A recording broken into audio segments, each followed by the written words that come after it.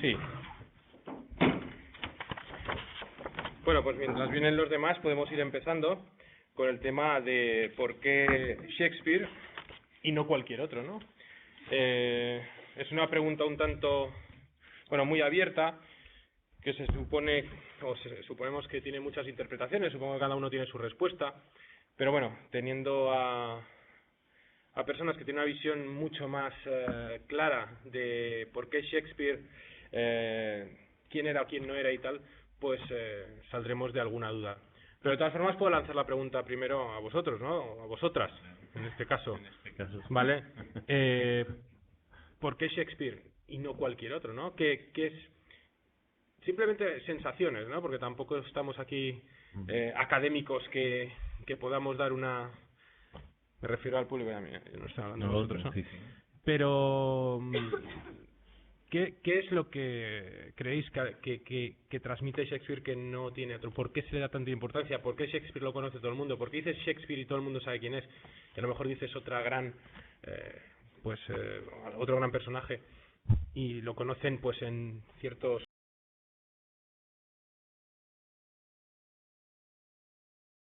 foros o en país o... Una vez que lo conoces, sus obras y tal, yo creo que al público así en general como a mí es pues la cantidad de películas que se han hecho de sus obras. De una manera de conocerlo a través del cine, ¿no? Antes de leer Shakespeare, pues yo he visto una película suya, seguramente. Sé que es una receta muy ramplona, pero en No, caso... no, para nada. ¿No? Absoluto. Yo, de la idea que yo tengo, bueno, yo ya he cursado la asignatura de literatura y no me preguntéis porque hace varios años y hace muchísimos años yo era bastante fría cuando en mi casa teníamos una pared enorme de libros y en concreto teníamos un volumen con 4 obras de Shakespeare y yo lo cogí, realmente era bastante jovencita. Y la cuestión es que una obra te engancha a la siguiente. Y es verdad que al principio me costaba un poquito leerlo, pues luego no pude dejarlo y de hecho, bueno, fueron 3 días que me leí las 4 obras que cada rato que tenía necesitaba leerlo y yo creo que eso puede explicar un poco en mi caso, y no sé si habrá pasado en otros casos, el que la gente lo lea tanto. Y eso yo sin conocer nada, sin por supuesto no entendería de las obras la mitad ni me podría profundizar, pero el caso es que leía una y otra y otra y otra.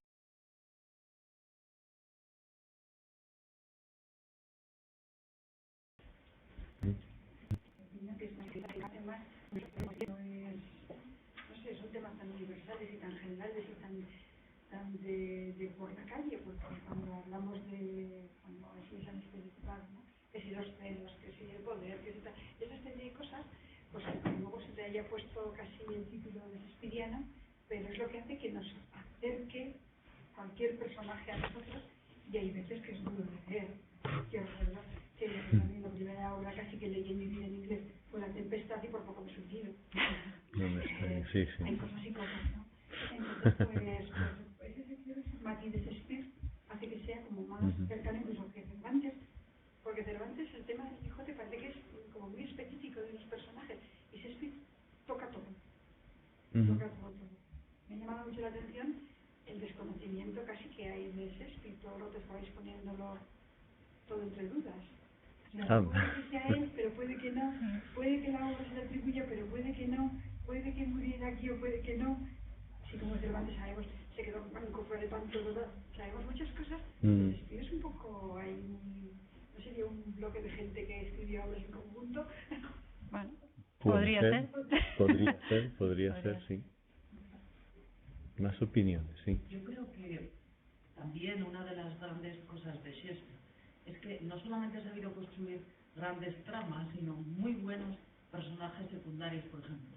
Yo siempre, todos los años, desde que doy clase, pues les suelo contar a los chicos 1, 2, 3 obras de Shakespeare en español y luego les hago las preguntas en inglés, así un ten con ten, porque son pequeños, los niños son de primera y segunda de la ESO.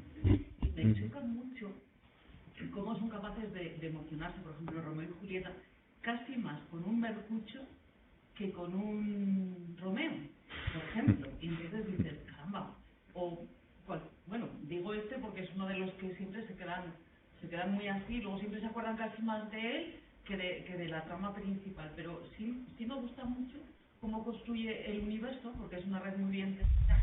Tú te fijas en los personajes universales que ha creado, porque es verdad, son arquetipos, y yo creo que esa es la grandeza de Shakespeare. Hablas de Otelo y sabes perfectamente que estamos hablando de celos, o por ejemplo, otra obra que también vemos es la del Mercader de Venecia. Me encanta la forma que tiene de implicar al que lo está viendo, porque de hecho los críos empiezan a decir, no, puede que sea el de plata, porque y empiezan a discutir entre ellos. A mí me encanta porque dices, jolín, estos son pequeños y lo están haciendo, pero es que cuando yo lo veía por primera vez recuerdo que hacía lo mismo y estaba pensando, ¿será, no será, será? Quiero decir, es todo eso, es esa manera que tiene de implicar al espectador. Lo que ha dicho antes él, de que no da su opinión, a lo mejor porque no se ve claramente lo que él está pensando, te deja un campo más abierto para que el que lo está viendo se implique y diga, pues Dios, sí, yo creo que jolín, no sé, en ese plan. Qué lujo de enseñanza es, mis años no nos enseñaban a teatro. Desde luego. Qué suerte tus estudiantes. Mientras lo estoy contando los días que se sepa, quiero decir que lo prohíbo leer, porque no hay nada más agradable que te prohíban una cosa para querer hacerla. Muy bien. Eso es verdad. Sí. Sí, bueno, yo no sé. A ver, yo abundo un poco en lo que me ha parecido muy interesante todo lo que habéis apuntado, porque creo que bueno, que tiene gran parte de razón, ¿no?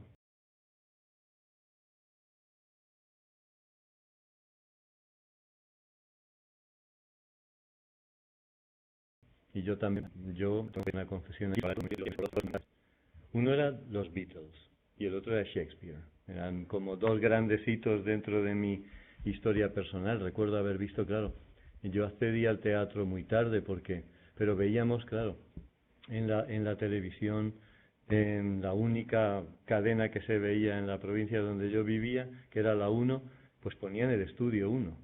Y Estudio 1, fijaos, en vez de estar viendo todo el mundo Gran Hermano, no sé qué, todo el mundo veía esa obra teatral, que quizás era lo único que había, pero la gente lo veía y le gustaba. Yo recuerdo a mis vecinas, un barrio totalmente normal, pues discutiendo sobre, uy, qué obra tan buena que pusieron anoche, no sé qué, Hamlet, y le sonaba a todo el mundo, ¿no? Es paradójico que en una época dictatorial, en algunas cosas había casi acceso a productos culturales que sin embargo ahora pues están difuminados completamente. Y yo abundaría un poco en la cuestión de, para mí, los grandes artistas presentan, artistas no solo literarios, sino pintores, etcétera, este punto de ambigüedad, este no saber qué, esta indeterminación, no sé, es como cuando está hecho de manera así, ¿no? Y lo que habéis hablado también de los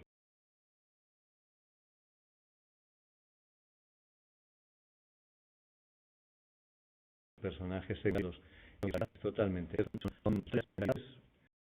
Es lo que decía, es lo que estaba diciendo antes en mi charla. Coge autores, pues que hoy en día consideraríamos que no, casi nadie leería, hombre, Plauto y Séneca y tal, y Terencio, pues claro que sí. Pero había otros autores ahí oscuros, ¿no?, que hoy en día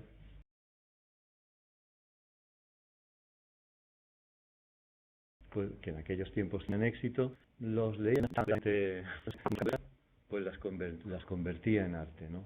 Lo decía Jorge Luis Borges que solo hay unos pocos temas de los que puede escribir el ser humano y de los que puede vivir, pero cómo los vive o cómo los transforma en arte creo que es quizás lo que los hace universales. No sé qué pensáis.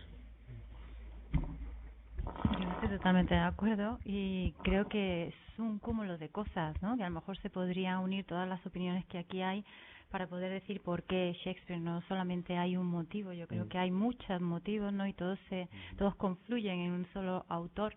Y aquí tengo yo apuntada una frase que ya la he mencionado en otra ocasión de James Shapiro, que tú has mencionado antes, que me parece preciosa, en una obra de este crítico que se llama Shakespeare, una vida y una obra comprometidas. Y él dice, leo literalmente, dice: sus obras son como los diamantes contra la luz, que al hacerlos girar el reflejo de su brillo es especial y nuevo en cada movimiento.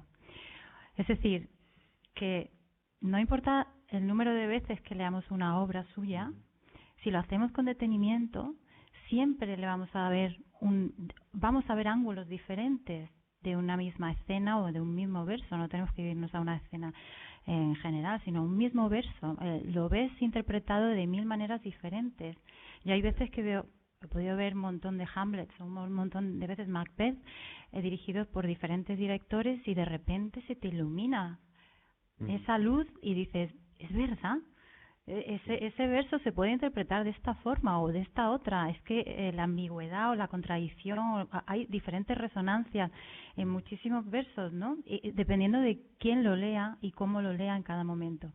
Entonces yo creo que esa universalidad es fundamental, porque va dirigido al ser humano y él es capaz de transmitir. Por ejemplo, cuando hablábamos de King Lear, ¿no? ¿Cuántas, los tengo aquí apuntados, se me iban ocurriendo, cuántos temas que nos tocan muy de cerca aparecen en King Lear? Tengo aquí, pues, el orgullo, para empezar, la ceguera visual y espiritual, la debilidad humana, el arrepentimiento, el aprendizaje a lo largo de toda la vida de nuestros propios errores, la redención final, la vejez, la soledad, y al final esa nothingness, ¿no?, del que hablábamos antes. Entonces, son tantas cosas. Cuando leemos una obra suya estamos inmersos en un universo que nos toca constantemente, y que cuanta más experiencia tenemos a lo largo de la vida, más cuenta nos damos de la grandeza de su obra, porque nuestra propia experiencia hace que entendamos mejor su obra, aunque él se murió muy joven, ¿no? No era un hombre mayor, pero tenía una capacidad de observación. Yo creo que eso es algo importante. Para poder escribir así tienes que tener una capacidad de observación de todo lo que te rodea, excepcional, de lo que te rodea y de las personas que te rodean, ¿no? Porque si no es imposible que puedas hacer algo así. Y luego, algo que no es tan poético, pero que también lo quería decir, está escrito en inglés.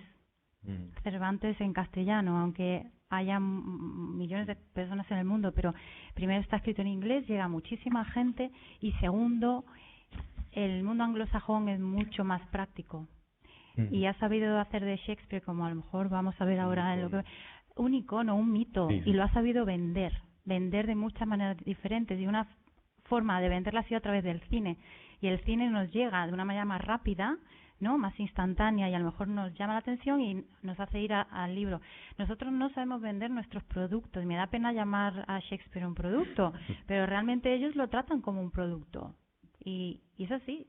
Y entonces es otro de los motivos por los que es tan universal, pues porque nos lo han hecho llegar de una forma que nosotros no hemos sido capaces quizá de hacer llegar lo nuestro, que es tan grande lo que tenemos, ¿no? Y a lo mejor deberíamos aprender un poquito de ellos, ¿no? No sé. Exacto. Eso es muy importante también. Sin duda. Mucho. Sí. Luego hay otro aspecto que es tenía un autor polaco, Jan Kot, que en 1964 escribió un libro que a mí me parece magnífico, que se titula Shakespeare, Our Contemporary. Bueno, lo escribió en polaco y se tradujo muy rápidamente al inglés, y ha sido un libro programático.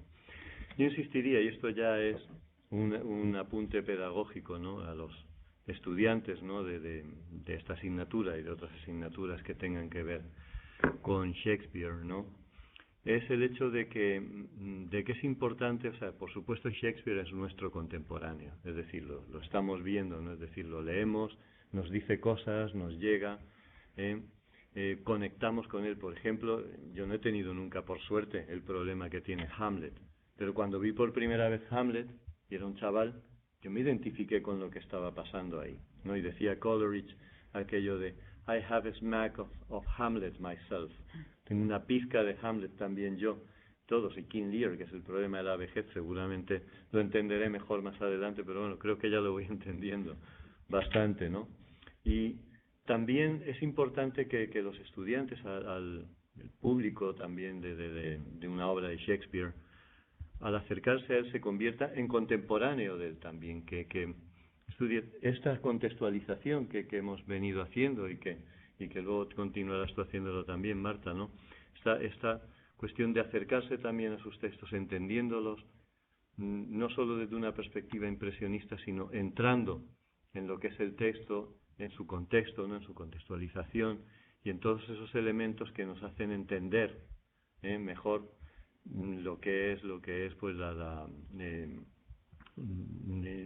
Shakespeare, ¿no? Que en última instancia es lo que venís diciendo también, ¿no? Yo cada vez que leo Hamlet encuentro cosas nuevas, cada vez lo entiendo menos. Digo, Hamlet,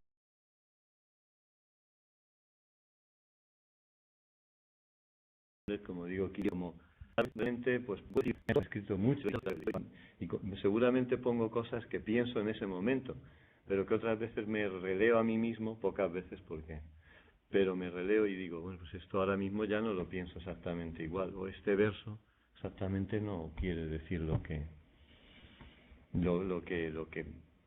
yo entendía que decía.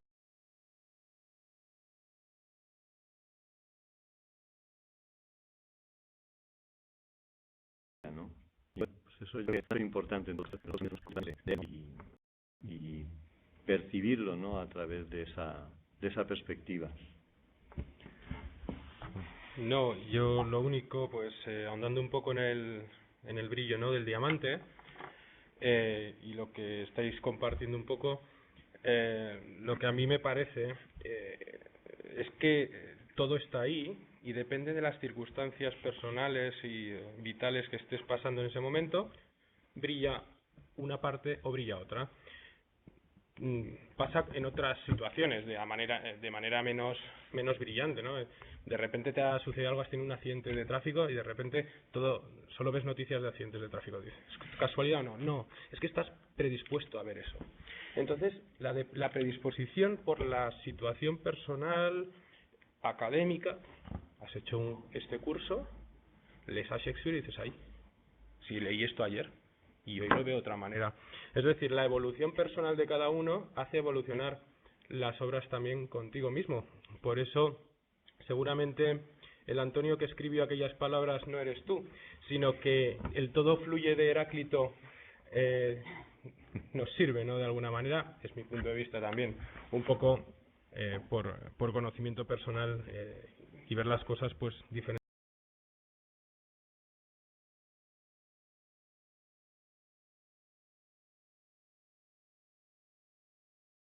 según la evolución. Y el hecho de que como persona, en el fondo, la estructura, la mente y lo que llamaríamos la psique, ¿no? Un poco en ese sentido del alma del ser humano no ha evolucionado tanto de 2000 años aquí, por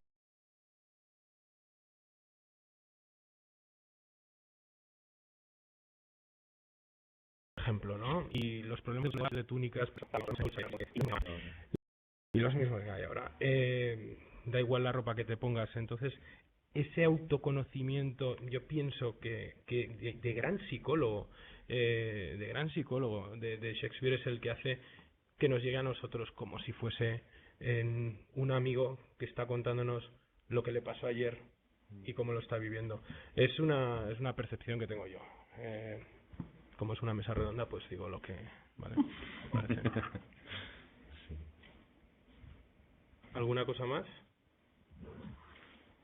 Bueno, pues si Marta nos propone su conferencia sobre las celebraciones de Shakespeare, un tema realmente ameno y bueno, que nos puede llamar la atención, sobre todo en este año que es el de las conmemoraciones. Muy bien, gracias. Bueno, pues a ver, voy a abrir el PowerPoint.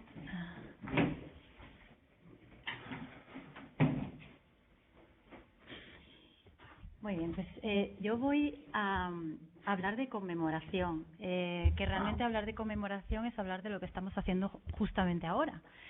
Estamos conmemorando la obra de William Shakespeare, el 400 aniversario de su muerte. Estamos reunidos en torno a un concepto muy importante que es la memoria, ¿no? El tema de la memoria y la conmemoración.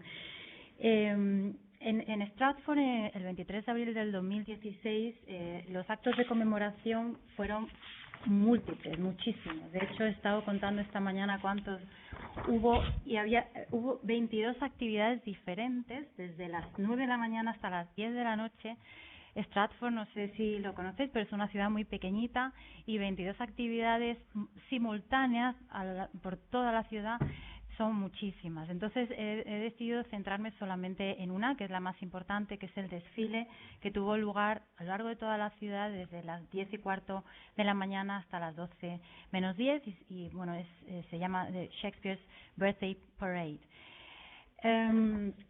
¿Y cómo voy a estructurar esta presentación? Bueno, pues en primer lugar, para entender el significado de este acto conmemorativo en Stratford, primero, pues habría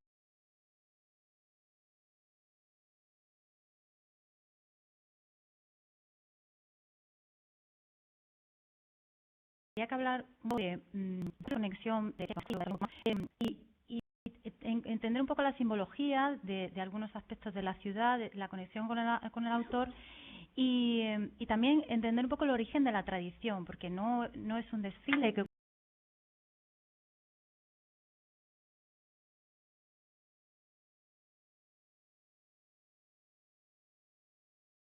ocurría solo el del 2010, ha venido desde 2016. Y también voy a hacer unos pequeños apuntes a una base teórica sobre los estudios de memoria en relación con los estudios de conmemoración.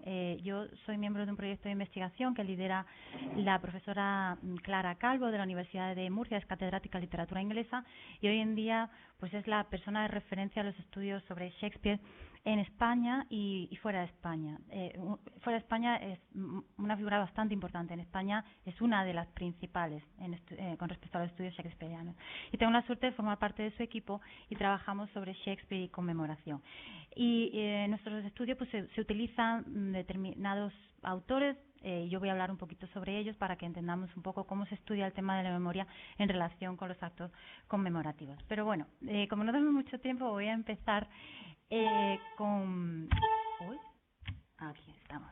Estamos en Stratford-upon-Avon y para aquellos que no habéis estado, pues está muy cerquita de Londres, al sur de Inglaterra, cerca de Birmingham también. Y William Shakespeare nació allí en abril de 1564. Su padre, John Shakespeare, era un comerciante que ocupó un puesto de concejal en el gobierno municipal durante esos años y su madre, Mary Arden, pertenecía a una conocida familia de terratenientes de la zona. La casa natal, como podéis ver en esta foto, pues estaba situada y está en pleno centro de la ciudad, en la calle Henley Street, que se ha convertido en el centro neurálgico de Stratford-upon-Avon.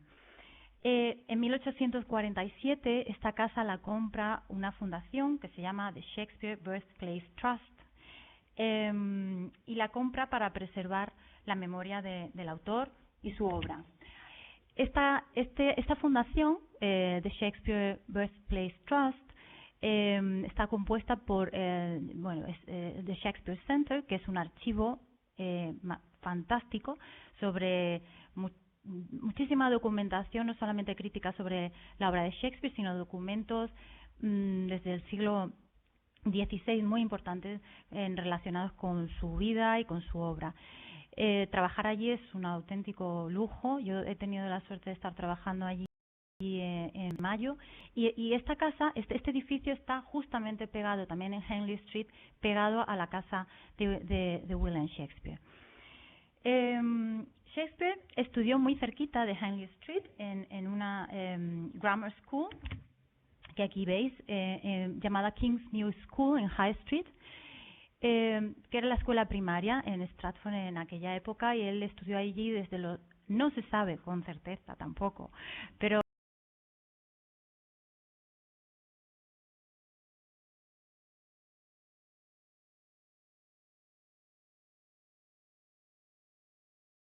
podemos estudiar allí desde el porque cree que él, y además estaba muy cerca de su casa, que sí que tuvo la oportunidad de estudiar aquí asignaturas muy densas en latín, sobre autores latinos, griegos menos, pero también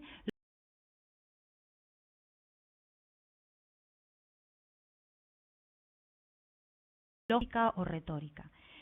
Que han abierto las puertas para que todos podamos visitar este La segunda foto, la de abajo, es el aula donde él supuestamente estudió, que no se ha abierto hasta este año 2016 en Stratford. Con lo cual, tenemos dos localizaciones muy importantes, que es la casa natal y la segunda, el colegio donde estudió, que son dos lugares que los teóricos que tratan sobre estudios de conmemoración y memoria llamarían lugares de la memoria.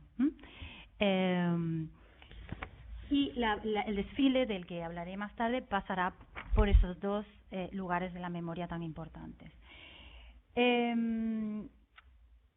No se posee, volviendo al tema de que no sabemos mucho sobre él, no poseemos ningún documento que certifique la asistencia de Shakespeare desde el 26 de abril de 1564 hasta su matrimonio en noviembre de 1582. Lo único que tenemos es el registro bautismal de William Shakespeare en la Holy Trinity Church, la iglesia de la Santísima Trinidad de Stratford, que es otro lugar de la memoria muy importante en Stratford-upon-Avon. Aquí podéis ver no sé si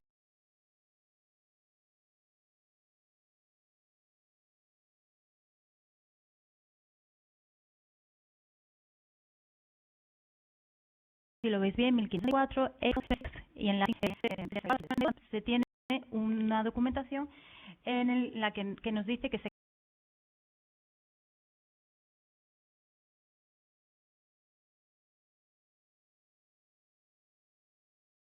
casa con Hathaway. Y también que tienen tampoco tenemos constancia de ningún documento sobre su vida, excepto un documento oficial sobre un litigio que tuvo por una compra de un terreno en Stratford. Y estos son los años del 85 al 92, de los que no sabemos mucho y se llaman The Lost Years, porque no sabemos de realmente qué estaba pasando con Shakespeare durante esos años. Se especula que quizá en 1587 fue el momento en el que él empieza su vida teatral, porque en 1587 sí que hay pruebas de una visita de una compañía de teatro de Queen's Men, y uno de sus actores muere en Stratford por una pelea con otro actor que lo asesina. Parece ser que necesitaba un actor para hacer una representación y puede ser, todo es hipotético, que Shakespeare empezara a trabajar con ellos. Pero ya digo que son especulaciones, realmente no tenemos ninguna prueba al respecto. Lo que sí sabemos es que antes del 92 ya estaba en Londres, con lo cual, pues alrededor del 1590 quizá Shakespeare abandona Stratford. No se sabe muy bien cómo comienza en el mundo del teatro, no sabemos si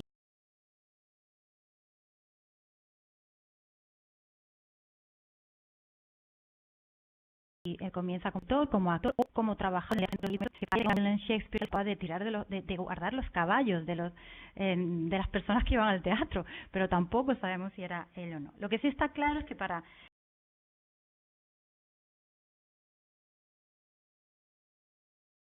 el sobrino de Shakespeare, Robert Greene, le hace referencia a William Shakespeare, y en 1590 en una de sus obras, y en 1598 Shakespeare ya sí que se ha ganado una gran reputación como dramaturgo, según podemos leer en Paladistamia de Francis Mear.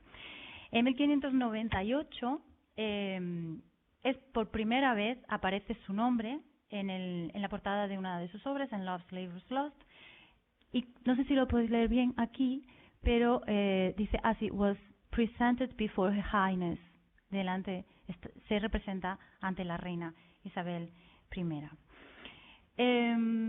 A partir de este momento su carrera está llena de éxitos, y económicamente, como también ha señalado Antonio anteriormente, pues tiene bastante éxito, con lo cual gana muchísimo dinero, y entonces vuelve otra vez a Stratford. Pasó muy rápido por Londres, pero yo lo que quiero es volver a Stratford. Compra, como él ha dicho, la segunda casa más importante de la ciudad, que está en una de las calles principales, haciendo esquina en Chapel Street, y esa casa se llamaba New Place.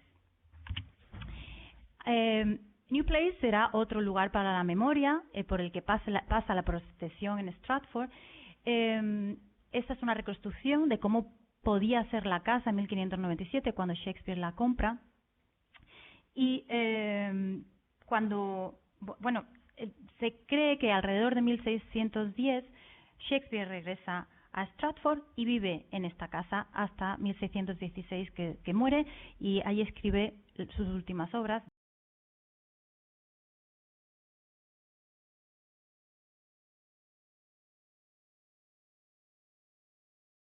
La tempestad, la escribió. En 1616 la originaria, la que poseía la casa de la familia Clopton, que en 1702 la reconstruye.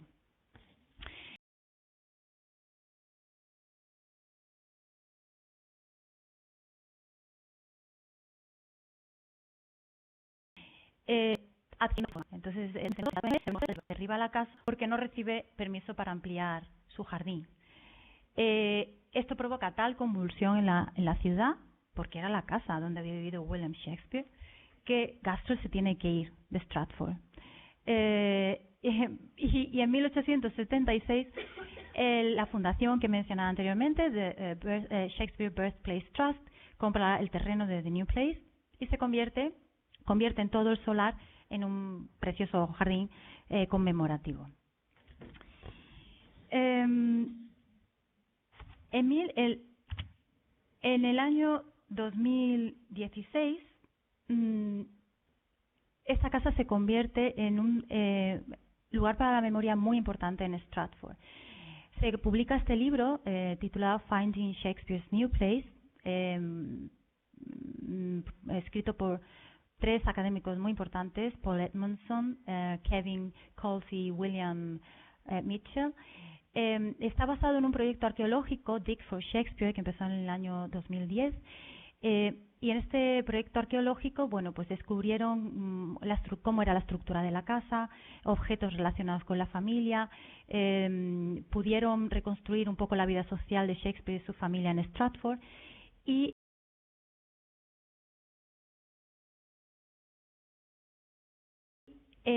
como una de conmemoración fue la apertura de Place.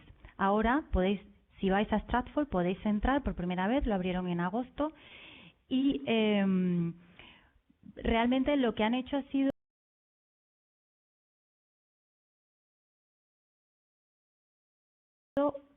un recorrido literalmente y luego hay pues como un recorrido multimedia, ¿no?, sobre todos estos temas que estoy mencionando. Me gustaría poner, a ver, un vídeo donde se puede ver. Uy, ha desaparecido. ¿En el otro? Ah, sí, está aquí. Un poquito de lo que es New Place ahora mismo.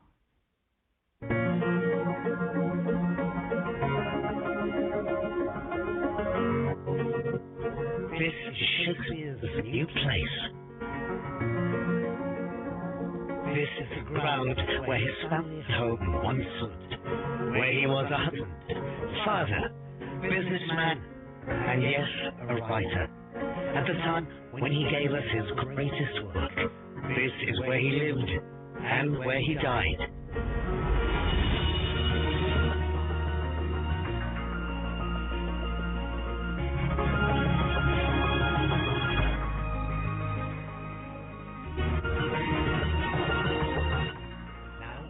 You can follow his footsteps and discover the man behind the famous works on his home ground.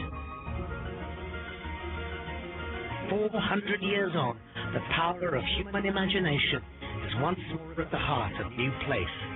Outstanding art and craftsmen have created an extraordinary space of inspiration as a lasting celebration of Shakespeare's legacy to the world.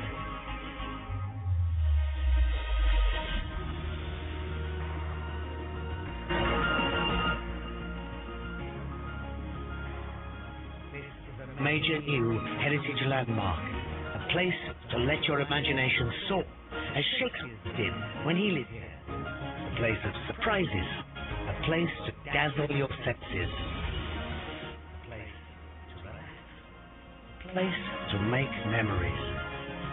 Shakespeare's New Place. You are invited to follow the story and play your part. His footsteps, your journey.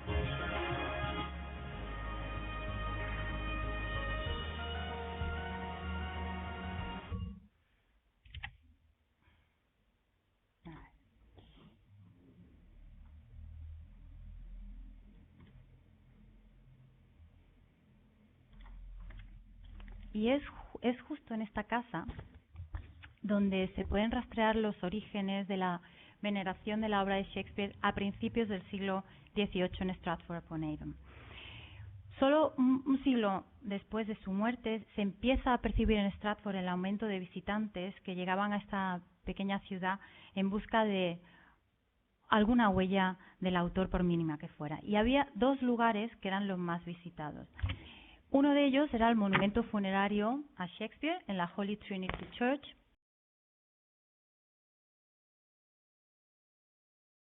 que será, pues, dicho antes, de la memoria, de la conmemoración, y fue construido en alguna fecha entre el 1616 y 1623, está mencionado en el First Folio, con lo cual sabemos que más tarde no fue, pero no se sabe exactamente, y está situado en la pared norte de la capilla mayor. Pero el segundo lugar era justamente New Place. Muchos de los visitantes iban a esa casa pues por simple curiosidad, por saber dónde había vivido el autor en Stratford, pero también por algo que nos puede parecer muy curioso y insignificante a nosotros, pero que realmente no lo es y que ha sido el producto de muchísima crítica literaria al respecto, y es lo que conocemos como The Mulberry Tree, la morera de Shakespeare. Había pues una historia que supuestamente Shakespeare había plantado esa morera respondiendo a una orden del rey de Jacobo I, que pedía a todos los propietarios de tierras, por pequeñas que fueran, que plantaran esas moreras para que el negocio de la seda prosperara en Inglaterra.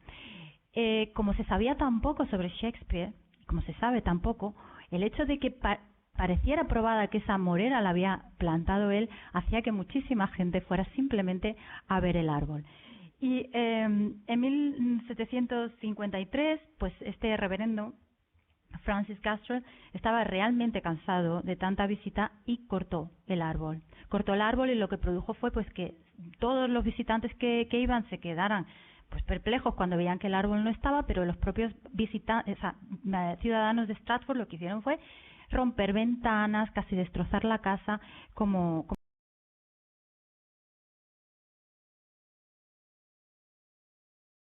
venganza. Consideraban como en este como propiedad, era como un sacrilegio hacer algo en contra, ¿no? ¿Qué pasó? Parece algo insignificante, como he dicho, pero para ellos no lo era. Entonces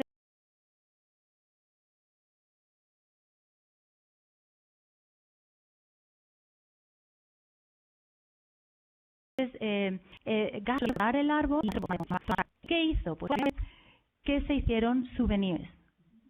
Con esa madera empezó a hacer figuritas de los personajes o de cualquier cosa relacionada con William Shakespeare. Ahí encontramos un poco el origen de este culto a la imagen o al mito de William Shakespeare. Sabemos muy poco sobre él, pero hemos creado una imagen a lo largo de la historia, ¿no? Necesitamos algo material y algo tangible, y Thomas Sharp, utilizando el tronco de la morera de William Shakespeare, convierte algo insignificante en algo muy importante para la ciudad, que empezó a atraer todavía a más visitantes.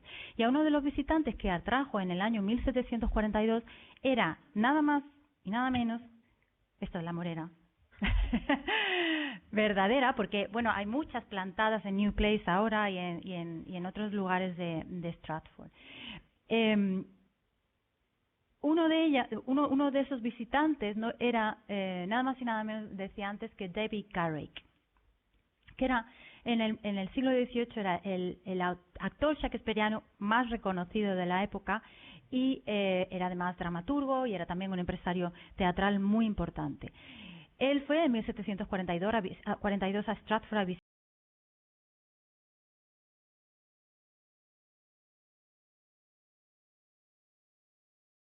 la casa y ver la información de nuestro actor. En agosto del 2013, la morera que estamos viendo cae, se rompe en dos, y parece también algo que no es importante, pero sí que lo era, porque precisamente fue un árbol que se plantó en 1969 como conmemoración de los 200 años después de la primera gran conmemoración que se celebra en Stratford en 1769, gracias precisamente a David Garrick. Entonces, esta fecha es fundamental para los estudios de conmemoración y William Shakespeare. David Garrick tenía mucho dinero, como ya he dicho antes, y el ayuntamiento de Stratford decide remodelar el ayuntamiento. La ciudad de Stratford decide remodelar el ayuntamiento y necesitan fondos. Necesitan fondos y quieren también que haya una estatua de Shakespeare en el ayuntamiento. Y para ello le piden a David Garrick dinero. Él accede, dice que sí, que financiará la estatua y que ayudará en lo que sea, siempre a cambio de algo. Y ese algo era que quería que se celebrara un gran acto de conmemoración en la ciudad, celebrando los 200 años del nacimiento de William Shakespeare, que había sido en 1764. Ahora estamos en 1769. En 1764 nadie se había interesado en esa fecha. Hacía 200 años que el autor había nacido, pero no hubo ninguna iniciativa en Stratford. Sin embargo, 5 años más tarde, Garrick decide hacerlo. Y es lo que se llama como Garrick's Jubilee en 1769. Él consigue que entre el 6 y el 8 de septiembre de 1769 las figuras más importantes del panorama político, cultural, económico y teatral, literario, de todo tipo de personajes importantes en Londres acaben en Stratford.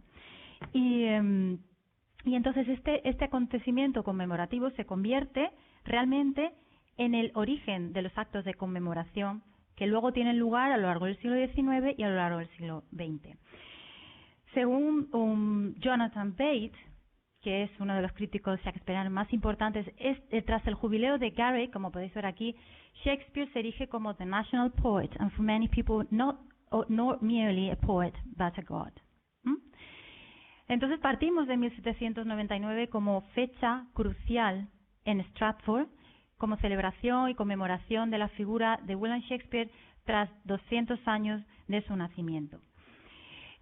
Y por lo tanto, a partir de ese momento y hasta ahora, sabemos que Shakespeare se ha convertido en un objeto de culto popular, como aquí podéis leer, que cruza fronteras nacionales y que deja su impronta en una memoria que no es individual, sino una memoria colectiva. Una memoria que es local, pero que es también internacional, como vamos a ver en Stratford más tarde, y que participa desde una perspectiva cultural en forjar un sentimiento de identidad, y esto es muy importante, un sentimiento de identidad no solamente británica, sino un sentimiento de identidad que se expande y que se extiende, como estamos viendo hoy aquí en Calatayud, a muchos otros países, por todos los agentes sociales implicados. Como decía antes, pues para entender un poco el significado de cómo tenemos que interpretar o cómo tenemos que analizar un acto de conmemoración, tenemos que irnos a una definición de cultura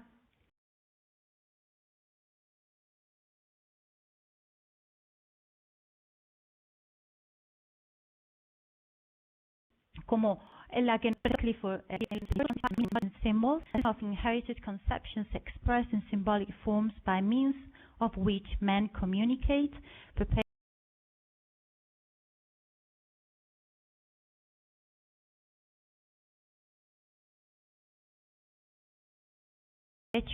and develop their knowledge towards life. Tenemos de ver la vida que nos rodea y los autores que nos inspiran. Shakespeare es un símbolo, y es un símbolo en los actos de conmemoración, es un símbolo que nos dice muchísimo sobre el grupo social que se está celebrando ese acto de conmemoración, sobre su cultura, su forma de relacionarse unos con otros, su forma de exponerse ante el mundo, que es lo que yo antes un poco explicaba en la mesa redonda, ¿no? Cómo hacen que Shakespeare viaje, ¿no?, más allá de sus propias fronteras. Los actos de conmemoración sirven para todo eso. Y otro actor muy importante para entender un acto de conmemoración como un marco social es Holbach. En la memoria colectiva nos dice que nuestra memoria no está simplemente basada en una historia que nosotros vivimos, una historia que nosotros aprendemos, sino una historia que nosotros vivimos de forma colectiva, ¿no? Nuestros recuerdos suelen ser siempre colectivos. Y para este autor, la identidad de un grupo social está determinada por lo que él denomina los marcos sociales, que son el marco temporal y el marco espacial. El marco temporal en este ejemplo son los 400 años después de su muerte, y el marco espacial ha sido el mundo, ha sido global. Yo ahora mismo me estoy centrando en Stratford, pero realmente el marco espacial en las conmemoraciones de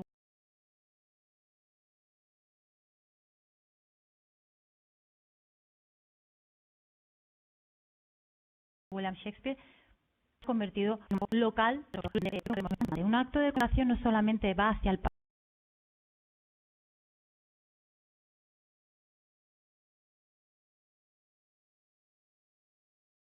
pasado y nos trae el pasado hacia el presente o inventa como nosotros queremos que sea para que nos sirva a nosotros a seguir adelante. Es muy interesante este concepto, no tengo tiempo para desarrollarlo, pero es importante tenerlo en mente. ¿Cómo utilizamos nosotros un determinado autor, una determinada obra o lo que sea que queramos conmemorar para que nosotros podamos sentirnos un grupo colectivo unido, coherente, que podamos seguir hacia adelante con fuerza? Pues de muchas maneras, y esa es la nemohistoria, utilizar el pasado para construir un presente. Pierre Nora, muy importante, nos dice en su libro Los lugares de la memoria que para evitar que la memoria desaparezca, para evitar que el olvido del pasado, se necesitan esos lugares de la memoria. Los lugares no son solamente geográficos, sino un libro puede ser un lugar de la memoria, puede ser una conmemoración, una pluma puede ser un lugar de la memoria. Cualquier cosa que nos traslade hacia atrás y que nos lleve hacia adelante es un lugar de la memoria que nos sirve para construir una identidad propia, personal o colectiva. Igual que Paul Connerton, How Societies Remember, pues igual, él desarrolla esta idea, nos dice que el estudio de la formación social de la memoria lleva implícito el análisis de actos de transferencia que hacen posible que el recuerdo sea compartido dentro de una misma comunidad. Y entre los actos de transferencia que Connerton analiza, se encuentran las ceremonias conmemorativas, que muestran cómo las imágenes del pasado, los recuerdos, surgen y se reavivan a través de actos rituales.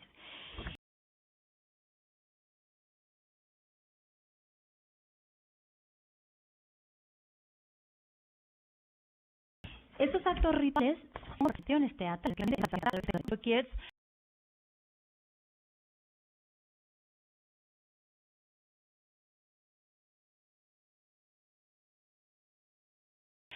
le llama análogo, temático, que es de ser observado, de ser leído y de ser interpretado. Pues todo esto que he dicho muy rápido de teoría sobre los estudios de la memoria nos puede servir para sacar conclusiones sobre qué pasó en Stratford el 23 de abril del 2016.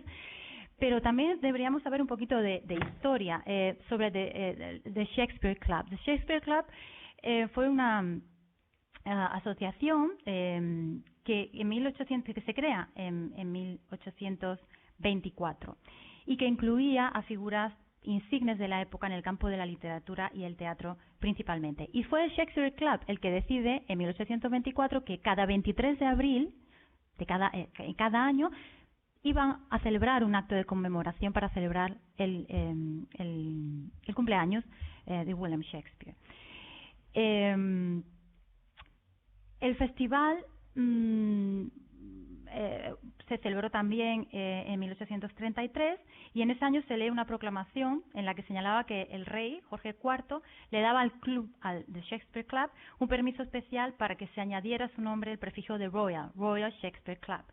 Entonces, a partir de ese momento, como señal de agradecimiento al monarca, el festival incluye ese año, en el 33, un gran desfile que es el origen del gran desfile que vamos a ver ahora en el 2016 y que recordaba al desfile de 1769 de David Garrick en Stratford, del que he estado hablando anteriormente. Entonces, como un poco homenaje también a David Garrick, decidieron seguir con la tradición de forma mucho más profunda.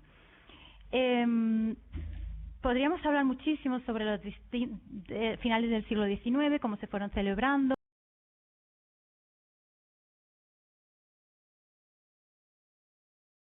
Hubo periodos que fue tan, sobre todo esta conmemoración en el siglo XX.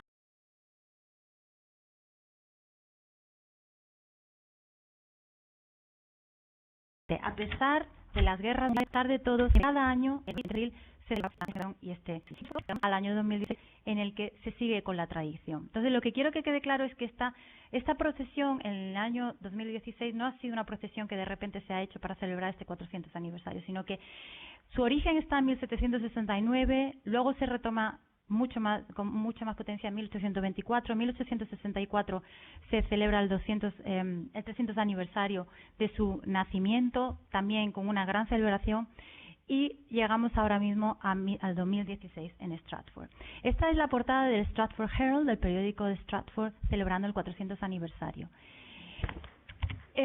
Aquí tenemos la ruta del desfile. Para el que conozca un poco Stratford, no, es más o menos fácil, que bueno, empieza aquí, justo el centro. Esta es la calle principal. Aquí en Henley Street está la casa de William Shakespeare. Aquí empieza, aquí está el colegio, aquí está New Place, y llegan hasta Holy Trinity Church.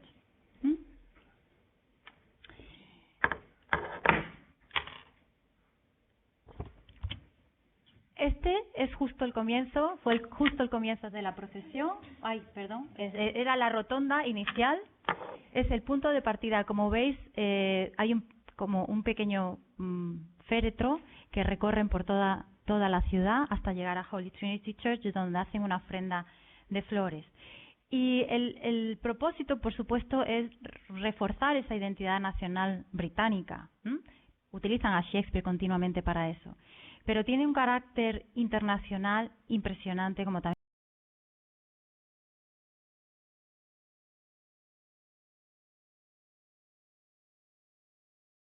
vamos a ver a continuación. Con lo cual, ¿no? Refuerza uno de los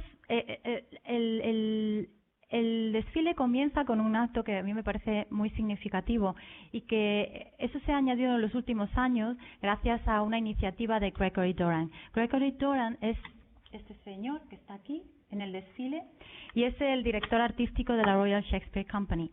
Él decidió que a uno de los alumnos del colegio al que asistió Shakespeare, que ahora se llama King Edward School, un personaje disfrazado de Shakespeare le pasara su pluma, como símbolo de que Shakespeare sigue vivo, sobre todo en la gente joven, ¿no? Y que su legado pervive. Entonces, el acto de conmemoración en Stratford comienza justo así, con un niño recogiendo la pluma de William Shakespeare, y a partir de ahí empieza el desfile. Podéis ver a ese mismo niño al fondo con el féretro, y justo el final del desfile aparece en el féretro en la Holy Trinity Church. El desfile lo presiden los niños de King Edward del colegio, y van dignatarios, diplomáticos, figuras importantes del Reino Unido,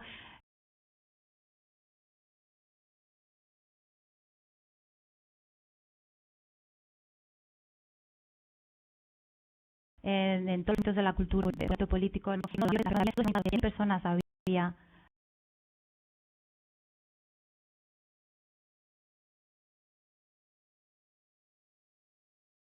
en Stratford ese día. Es una ciudad y asistieron. Otro de los actos es The Flag Unfurling Ceremony, es el segundo. Toda la calle principal despliegan banderas de países de todo el mundo, dándole un carácter internacional al acto de conmemoración. Y bueno, como podéis ver, tiene cabida para todos, para habitantes de Stratford, visitantes de toda condición, amantes del teatro o amantes simplemente del mito.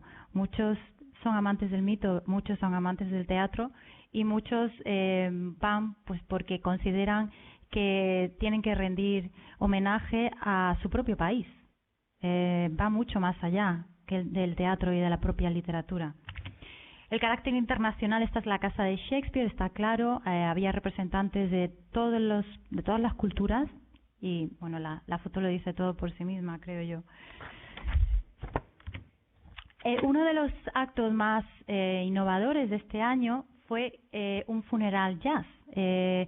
Los organizadores del acto lo que querían era que fuera un acto alegre, aunque fuera evidentemente el aniversario de la muerte del autor, que fuera un acto lleno de colorido, de alegría, de música y que donde colaboraran, pues como he dicho antes, representantes de todos los continentes, de todas las culturas posibles.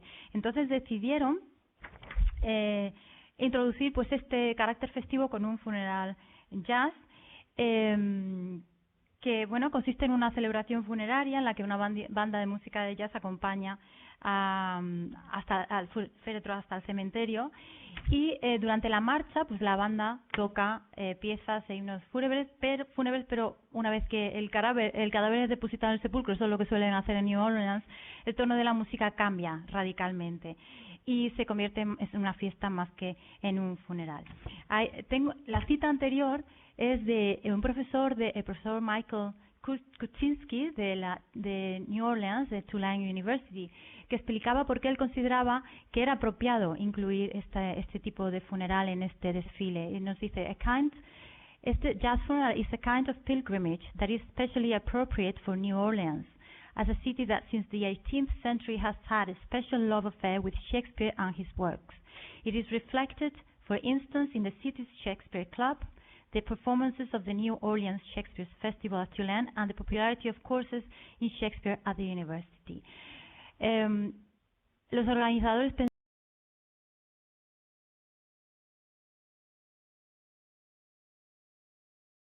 pensaron que esta era una de las más estamos todos para la fiesta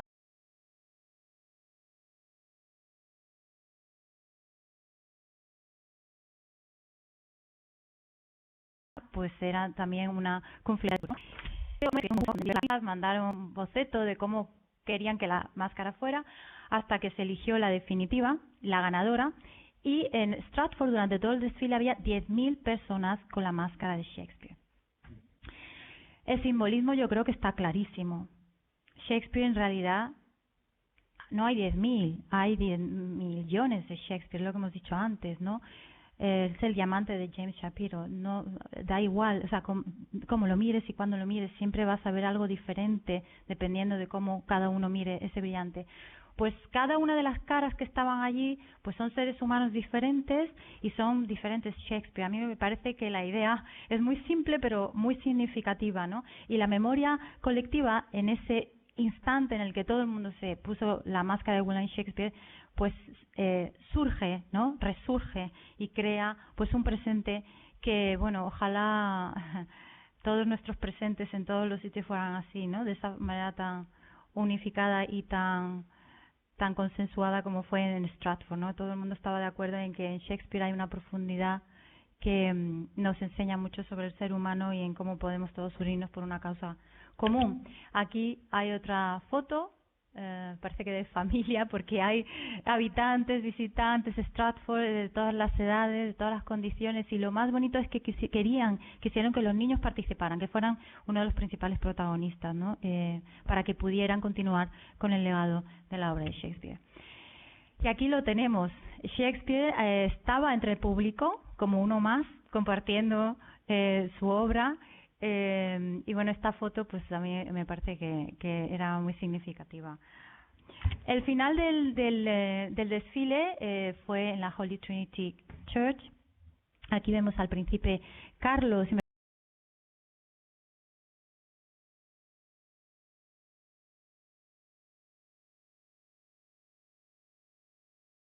parece también significativa la foto en los lugares de la memoria donde está enterrado, para hacer esa ofrenda de flores. Y me parece significativa esta foto pues porque la monarquía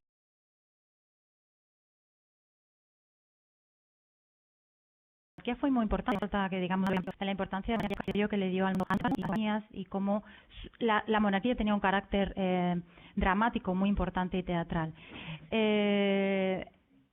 Hoy en día el carácter de la monarquía no tiene nada que ver, está mucho más cercano al pueblo en ese sentido.